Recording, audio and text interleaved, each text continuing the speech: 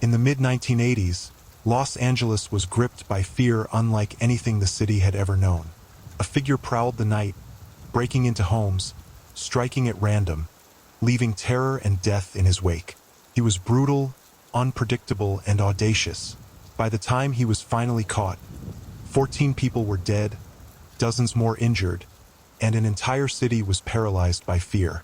This man was Richard Ramirez, later known as the Night Stalker. And the question that haunted the city was simple. Who could commit such horrors, and why?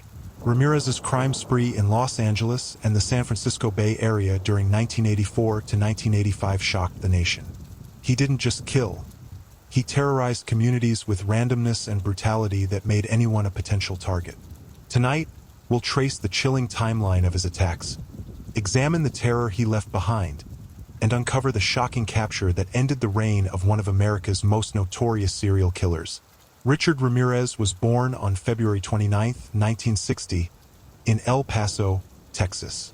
His early life was marked by chaos, abuse, and exposure to violence. His father, Julian Ramirez, was a strict and sometimes violent man. Reports suggest he often beat Richard and his siblings. From a young age, Richard was exposed to disturbing images of death, crime, and horror, including graphic photographs from newspapers and magazines. As a teenager, Ramirez experimented with drugs and petty crime. He grew increasingly fascinated with death, violence, and satanic imagery. Friends and acquaintances later recalled his obsession with firearms, knives, and stories of mass killings. Psychologists who later studied him noted that this combination of childhood abuse, early exposure to extreme violence, and substance use likely shaped his psychopathic tendencies. Many experts agree that Ramirez's upbringing created a psychological storm, one that would eventually spill into the streets of Los Angeles. One profiler would later remark, Ramirez's spree began quietly in 1984. At first, it was small, breaking into homes, stealing, and experimenting with intimidation. But his violence escalated quickly. His attacks were not predictable. He targeted elderly couples, young women, and families. He entered homes through unlocked doors, windows, or even sliding glass doors left slightly ajar. He often struck at night, which earned him the moniker Night Stalker. But it wasn't just the timing, it was the sheer terror he inspired. Victims were sometimes tied up, beaten, or raped. Many were left for dead. Some were murdered outright. He even left satanic symbols at certain crime scenes, taunting authorities.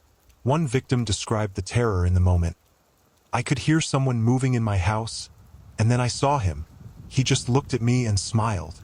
Between 1984 and 1985, Ramirez's attacks became more audacious.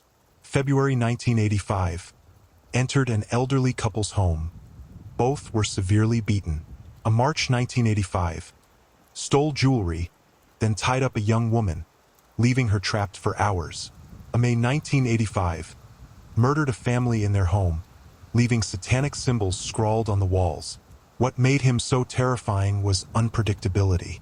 There was no profile, no pattern of victims.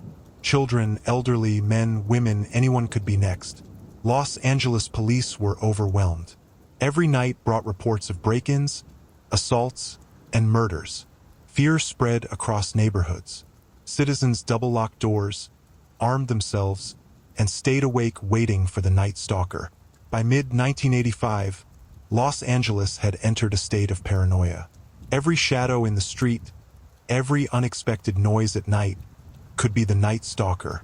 News broadcasts covered his attacks extensively, publishing photos of Ramirez and spreading his story nationwide. Communities organized neighborhood watches. People slept with lights on and locked doors. Victims' families lived in constant fear. One survivor recalled, "I couldn't sleep. Every sound felt like him outside my window." The media frenzy only intensified the public's fear, while Ramirez continued to strike seemingly at random. The reign of terror ended on August 31, 1985. Ramirez was spotted by local residents in East Los Angeles. Recognizing him from widely distributed flyers, a group of brave citizens chased him through the streets. They cornered him and held him until police arrived, finally ending the terror that had gripped the city for over a year. The capture shocked the nation. not only for the violent crimes he committed but for the fact that ordinary citizens had helped bring him to justice. Richard Ramirez's crimes were marked by extreme randomness, sadistic violence, and the occasional satanic symbol. Psychologists describe him as having severe psychopathy, no empathy for his victims, a highly manipulative, sadistic tendencies that escalated over time. He often taunted his victims and later taunted the courtroom during his trial, flashing satanic gestures and smiling at the jury. His randomness, combined with sheer brutality, created terror on a scale rarely seen, noted one criminal profiler. Ramirez's trial began in 1988 and lasted several months. He was convicted of 13 murders, 5 attempted murders, 11 sexual assaults, and 14 burglaries. The trial revealed horrifying details about his attacks, shocking even seasoned investigators. Ramirez reportedly reveled in the attention, smiling and making satanic gestures during proceedings. He was sentenced to death row, where he remained until his death from natural causes in 2013. The Night Stalker left a trail of terror, fear, and trauma that still lingers today.